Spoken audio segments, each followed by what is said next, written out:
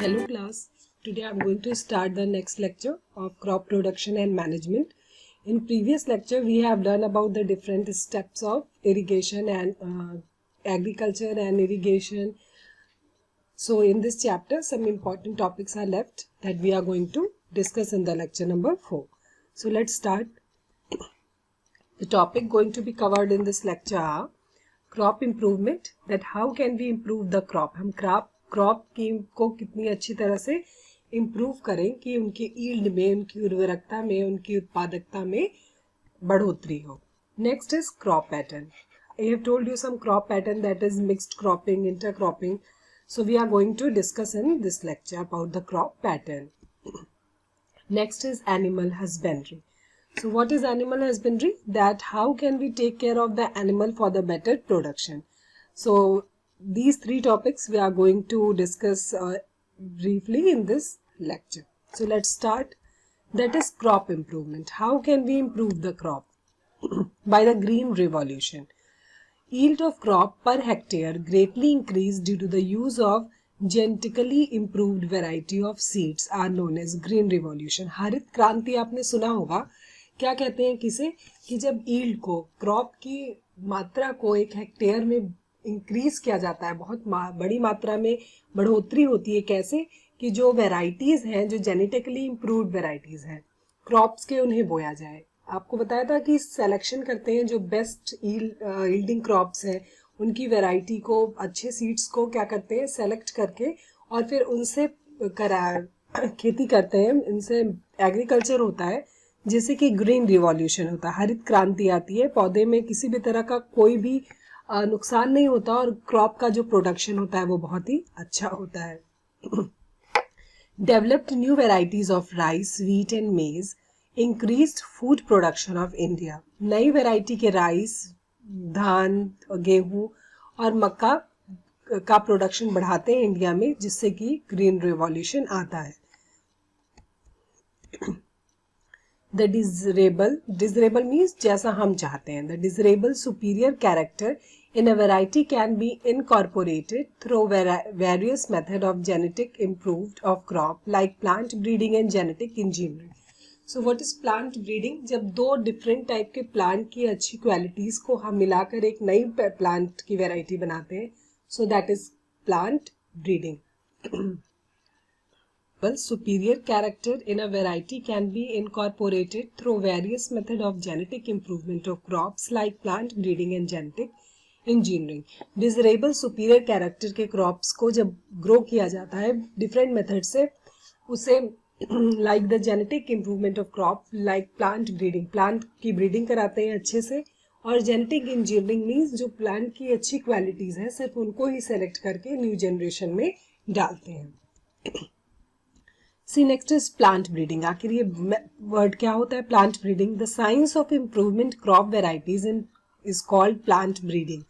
These involve introduction, selection of plant and then hybridization. See, it's a figure of plant breeding.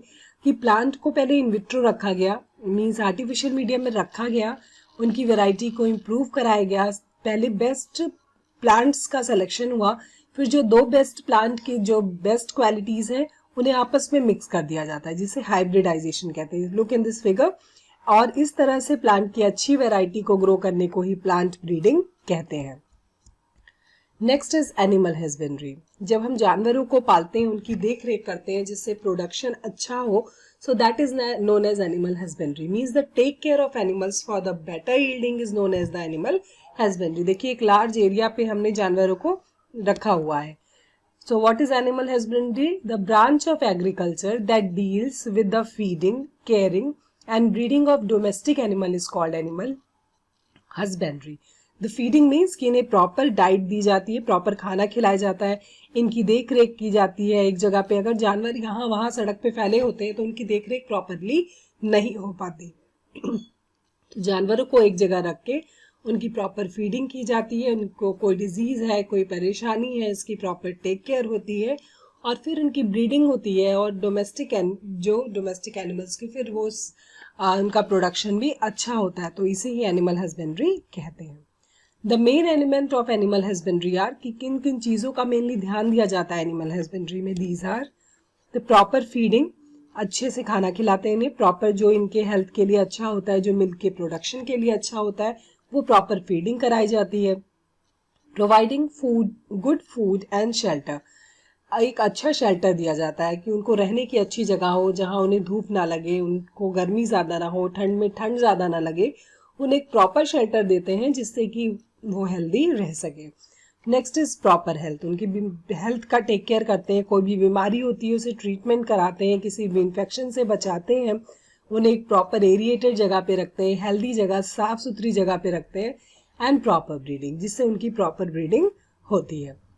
So these are some main methods of the animal husbandry, means the take care of the animal for the better production, animal की देख रेख जिससे कि production अच्छा हो। Next is cattle farming, kettles को, जानवरों को जो पाला जाता है उसे कैटल फार्मिंग कहते हैं। Cattle husbandry is done for two purpose, cattle husbandry मतलब कैटल्स की देख रेख दो पर्पज के लिए किया जाता है। These are milk production and draught labour for agricultural work like tilling and irrigation, एक तो मिल्क प्रोडक्शन के लिए और दूसरे लेबर के लिए, जब जानवरों को यूज एग्रीकल्चरल, जब और एग्रीकल्चरल वर्क के लिए, जैसे टिल्टिंग के लिए, मिट्टी को बराबर करने के लिए या सिंचाई के लिए पहले हमें जानवरों का यूज करना पड़ता था, तो इसीलिए कैटल्स की देखरेख की जाती है और इसे कैटल फार्मिंग भी कहते हैं। Cattle feed consist of two component, cattle की फीडिंग जो होती है दो कंपोनेंट से मिलकर के बनी होती है। पहले तो रफेज, एक उनके फीड में, उनके भोजन में रफेज ज्यादा होता है।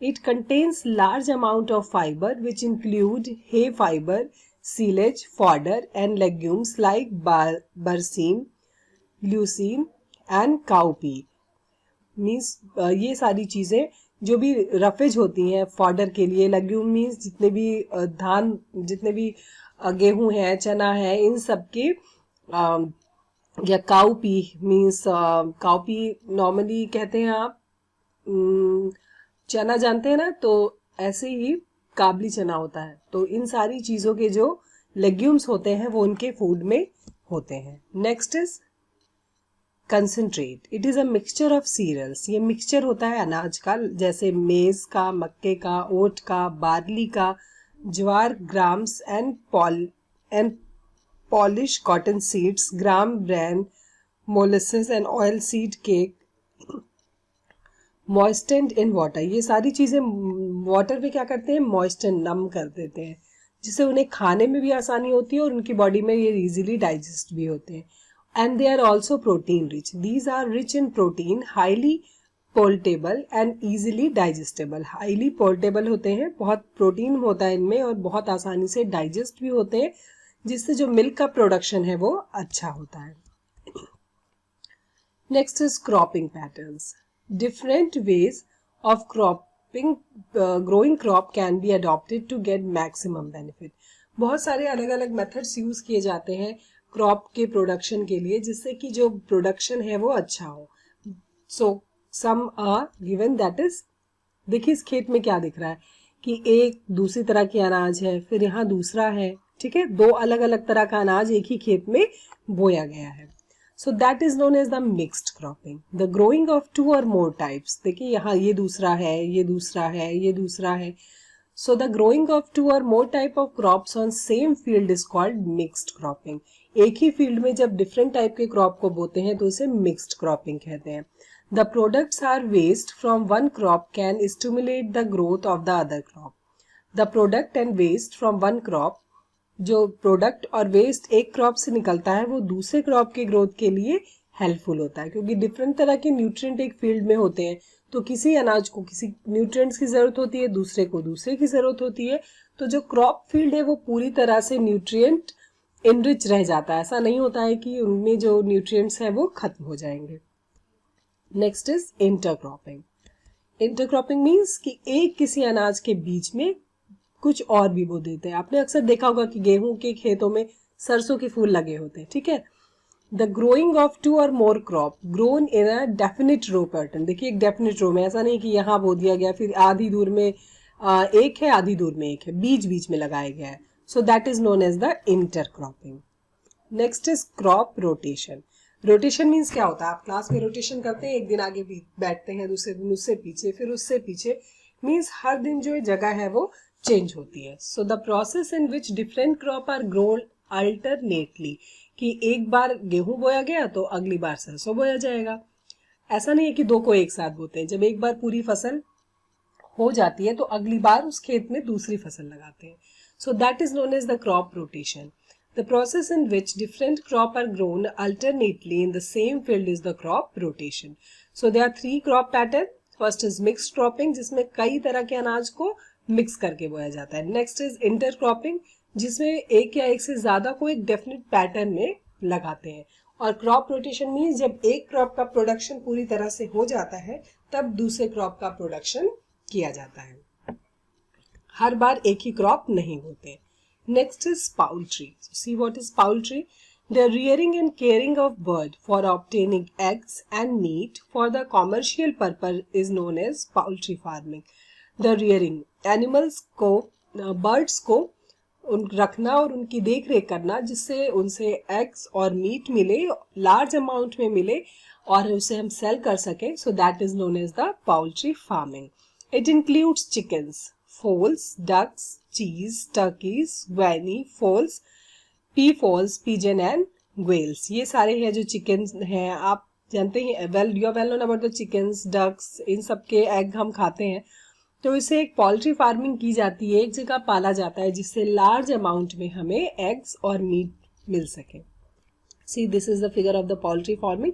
एक जगह एक साथ इनकी रेयरिंग और टेक केयर किया जाता है. Next is The egg laying poultry bird are called egger और layer. जो egg laying जो birds egg देते हैं उन्हें क्या कहते हैं, egger और layer. While the one rearing of obtaining meat, लेकिन ऐसे जिनसे मीट मिलता है उन्हें chicken और broiler कहते हैं. मीन जो सिर्फ egg देते हैं उन्हें egger और layer, और जो जिनसे हमें मीट मिलता है they are known as the chicken और broiler. So that is the poultry farming. The rearing and the caring of birds for obtaining eggs and meat for the commercial purpose is known as poultry farming. कि जब एक जगह पे रख के उनकी देख रेख की जाती है जिससे लार्ज अमाउंट में एग और मीट मिले, so that is known as the poultry farming. Next is fisheries. The rearing of fish on a large scale is called pisciculture. मछलियों को एक जगह पे लार्ज अमाउंट में पालने को पिसिकल्चर कहते हैं. Seeds of pisciculture. देखिए यहाँ पे मछलियों को लार्ज अमाउंट में मछलियों को सेलेक्ट किया जा रहा है, फिर इन्हें क्या करेंगे, एक जगह पे रखेंगे. The fish eggs are introduced into small ponds called hatcheries. जो फिश के एग हैं उन्हें एक स्मॉल पॉन्ड में रखते हैं जिसे हैचरीज कहते हैं. Fish is a rich source of protein and oil. The rearing of fish on a large scale is called pisciculture. Fishes को लार्ज स्केल में पाला जाता है तो उसे पिसिकल्चर कहते हैं. See here the fishes are collected, फिर इन्हें एक अलग जगह पे ले जाकर के पालते हैं. The fish egg are introduced into small ponds called hatcheries. जो फिशेस के एग हैं उन्हें स्मॉल पॉन्ड में रखा जाता है जिसे हैचरीज कहते हैं. Fish is a rich source of protein and oil. क्यों पालते हैं, क्योंकि फिशेस एक तो हम उन्हें खाते हैं और वो बहुत रिच सोर्स होते हैं किसके, प्रोटीन के और ऑयल के. These are a good source of vitamin A and vitamin D. इनमें ये विटामिन ए और विटामिन डी के बहुत अच्छे सोर्स होते हैं. That's why we rear the fishes. Fresh water fishes are, some fresh water fishes are catla, rohu and mrigal. ये fresh water means जो खारे पानी में नहीं, नॉर्मल पानी में, फ्रेश वाटर में, लेक्स में, रिवर में, पॉन्ड्स में पाए जाते हैं. नेक्स्ट इज मैराइन फिशेस जो समुद्र में पाए जाते हैं. So tuna, cod and pomfret, these are the marine fishes. ये मैराइन फिशेस हैं. देखिए ये समुद्र में है. These are the marine fishes.